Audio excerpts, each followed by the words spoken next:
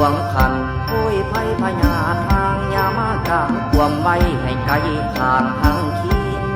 ลิงนั่งเด้อเจ้าผู้ลิงเบิ่งน้ำคงใหญ่ท่าลาให้กายาสุ่มเย็นขอเข็นให้จอยพาสัตว์ลอยในน้ำลอยไปสะลอง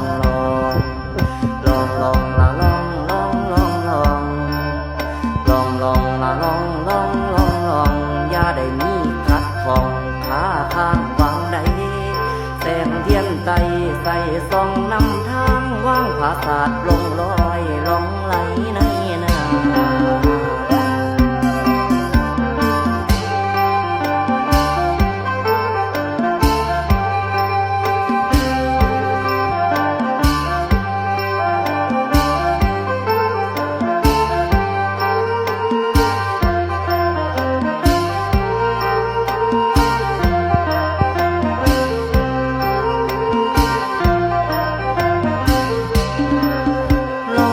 แม่น้ำโขงกว้างใหญ่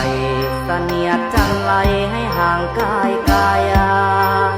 ลอยแล้วอย่ากลับหลังหวนหาว่าเราเวทนาจะคืนเข้าสู่กายหมายใจตั้งให้ความดีห่มห่อกะจังว่าต่อแต่นี้ไปหน้าให้สุมเย็น